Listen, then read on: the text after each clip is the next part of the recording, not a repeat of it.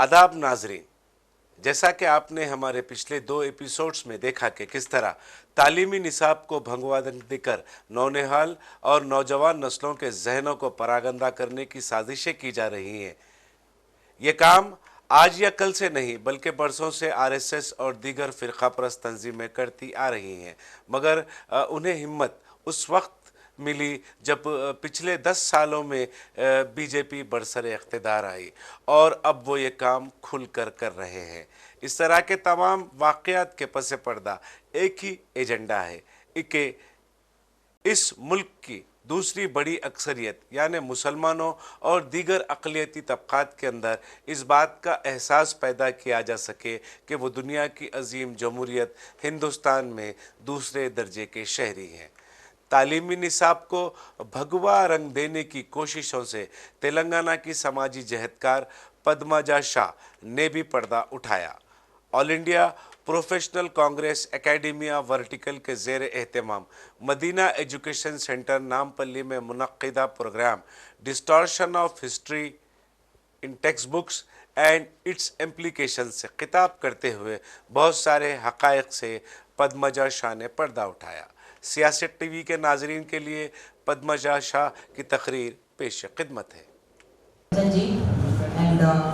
She gave us a deep insight कि इसके पीछे आखिर उनका मंशा क्या है। जो पावर में है वो तो पूरी तरह से कोशिश करेंगे कि हिस्ट्री उनके हिसाब से लिखी जाए, बट हिस्ट्री जो है वो सिर्फ उसका एक ही वर्जन हो सकता है, हिस्ट्री के अलग अलग वर्जन नहीं हो सकते। तो इसके जो गलत वर्जन आ रहे हैं उसके खिलाफ हमको काम करना है। ऐसी एक और आपको बात बता दूं कि previously in the text books there was the colonial जो drain of wealth हुआ हमारे देश से, so it was very clearly mentioned as a theory of drain of wealth. Now that has been changed, the wordings have been changed to resource extraction. So the Britishers didn't do anything wrong, they just extracted resources from the country. That is not drain of wealth, it seems. And also जैसा ma'am ने कहा कि theory of evolution हटा दी गई है, periodic table हटा दिया गया है 10th के बुक से। और अगर मुगल बादशाहों की बात करेंगे तो you can see the words of brutal, tyrant, and the one who used to kidnap women, atrocities, he used to commit on women, इस तरह से ही बात होगी मुगल बादशाहों की। And जब किसी और बादशाह की बात होगी like Mauryas, when you're talking about any other dynasty, it is the great rulers, the great Mauryas, the great King Ashoka, तो उस तरह से glorify किया जा रहा है।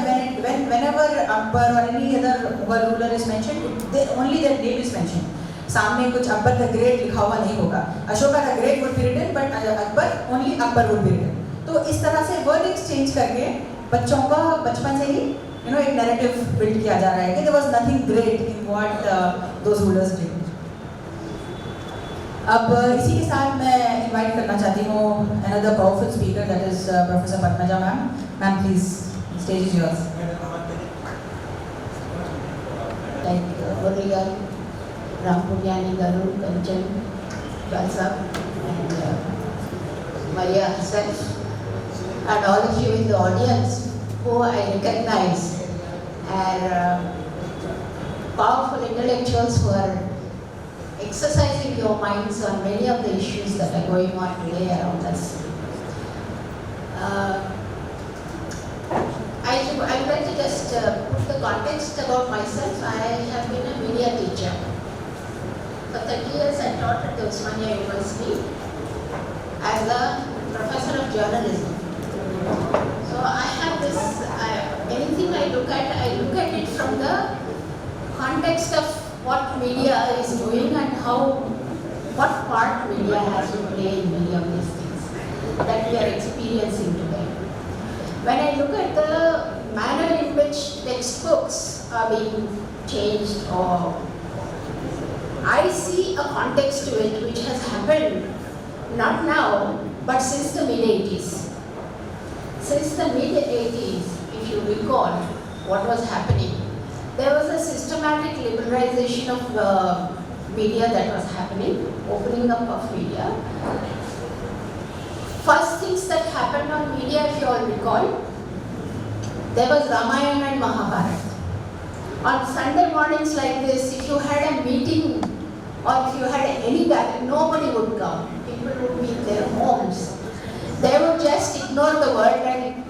locked into those programs. It was such a fascinating experience.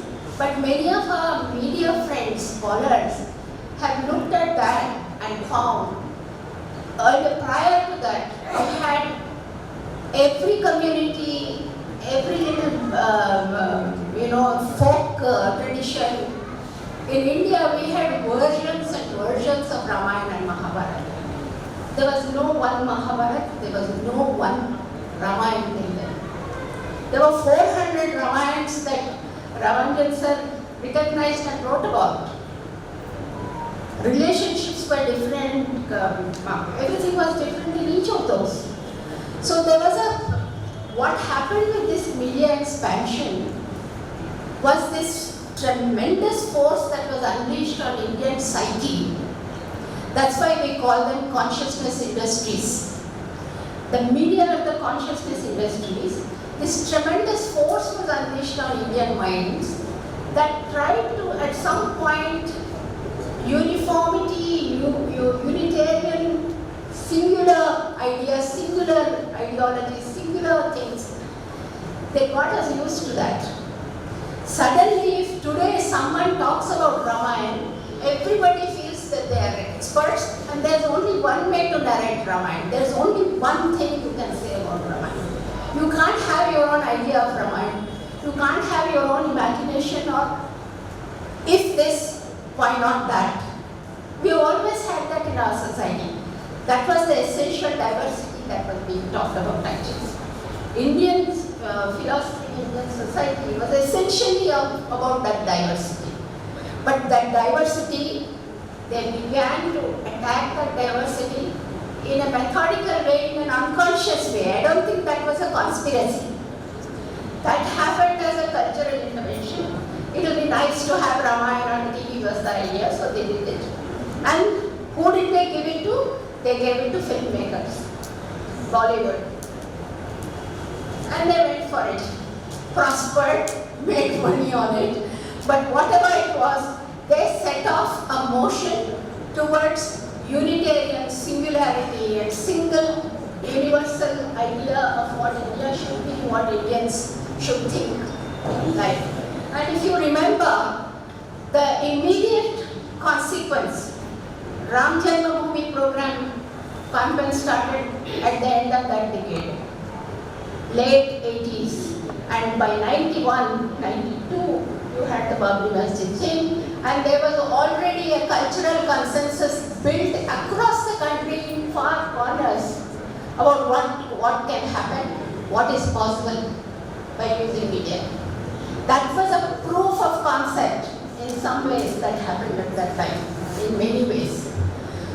So the media in the 90s, we have a tremendous, Ramayana Mahabharata happened with Doordarshan, but there was severe pressure. Narasimha Rao ji was terrified about opening media up for global players, but he had no choice because he was saying globalization of economy, and if you don't globalize one sector of economy like that, foresight about a policy, a structure, control, how it should go. It was a free-for-all market that was created. Tremendously free-for-all media market. I was talking about ideological state apparatus. Ideological state apparatus has, of course, media, family, religion, and most of all, education. Education is a big sector as part of the ideological hegemony that any state exercises. And we have media, we have family, we have religion, and we have schools and colleges. The minute the new government comes into power in 2014, what have we seen? One of the major things that we have seen, attack on universities. Started with Rohul Vemula, JNU, Jadavpur University, BHU, ANU, the whole works. The first thing was the attack, area of attacks were on major, credible, respected educational institutions. And the number one enemy is considered any intellectual who is talking about some of these issues. So individuals were targeted in universities, individuals were persecuted, maligned, and so on. But before 2014 already, there was a process of social media was emerging, everything was emerging, and all kinds of bizarre historical ideas. Who won Haldigati battle? Who won, Rana Pratap's story? I heard one retired judge say that, Rana Pratap was the winner. He didn't run away, but he was the winner. So why was the history unfolded that way? If he was the winner, nobody is asking. Fact doesn't matter anymore. My understanding, my wishful thinking in history, to reconstruct history in a certain way, has become the norm. And Subramaniam Swamy, the politician, used to run Shankana Kolge social media Facebook page run करते थे, उसमें काफ़ी कुछ ऐसे ही चीज़ होते थे. उसका counter negative बनाने में अनऑफिशियल सुब्रमण्यम स्वामी बोल के एक पेज होता है, वो बहुत ही मज़ेदार पेज था.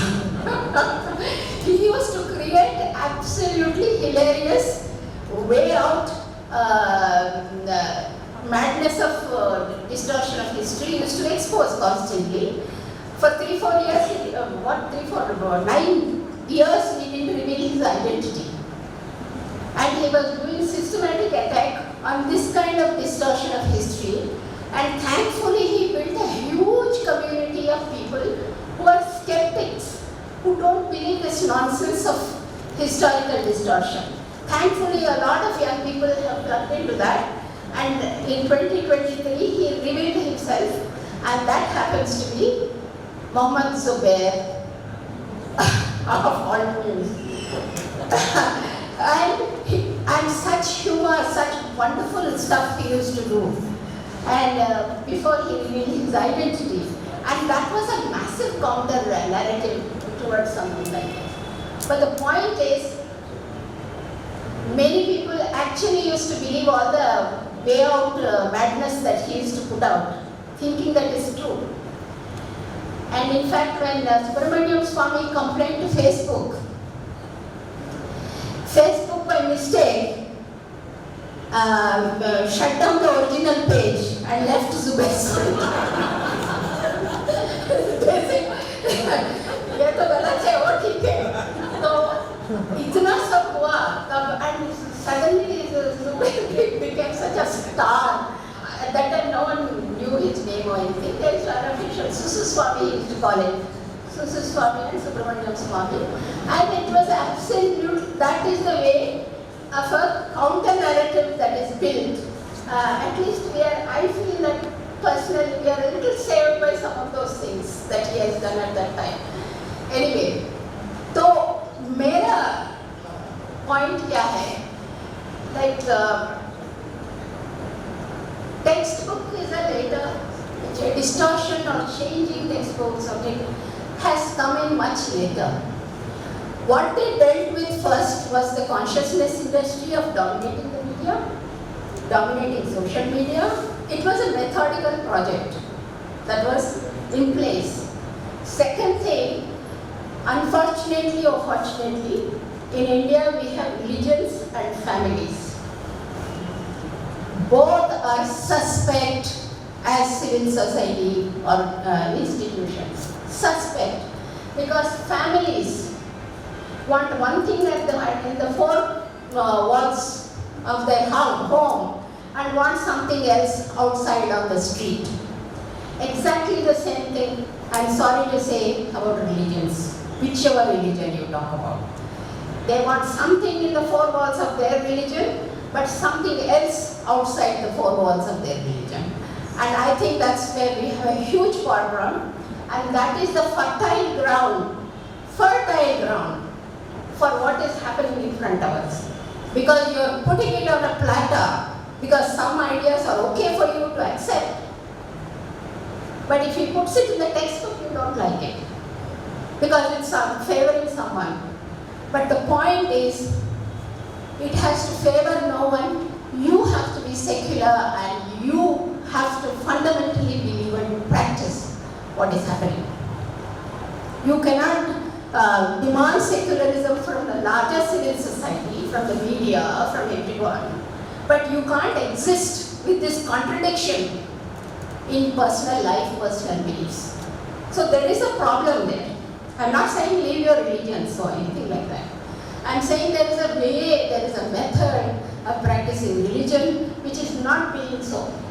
Which is not, we have abandoned it. We have become radicalized. And that's where the problem is. Today, if you go talk to any parent, they believe certain changes that are coming are reasonable and want them. This is the unfortunate truth. Even textbook changes. There is an unfortunate segment in society which actually wants this. And how does it come? Where does it come from? It is because we have not resolved our own internal contradictions. Within our lifestyle, within our belief system, within our this thing, we have not addressed it. Therefore, we have a problem. So I think we have to, when we talk about specific textbook or specific narrative that is being built or established, we also have the responsibility of having to open up some of these debates. Because these, I'm saying these things, but normally it's never a part of our debate. It is never, when you talk about secularism, when you talk about constitution, when you talk about equality, it is never an issue to talk about familial equality, religious equality. Within our own structure, we don't believe it, we don't practice it. But we want it outside. It cannot happen because there is a section of population who is committed to that. Unless we open up this black box also, we cannot resist some of these other things. We have to open up that black box. We have to bring it into public open debate. We cannot hide behind वो उस तरफ जाना नहीं है, ऐसा नहीं करना, उस तरफ भी जाना पड़ेगा. हम लोगों को अच्छे तरह से सेक्युलर सोसाइटी बनाना है या इक्वल सोसाइटी बनाना है, तो उसका भी थोड़ा सोचना पड़ेगा ये सब चीज़ों का. तो I feel that's a very important thing, and basically this is all I wanted to share.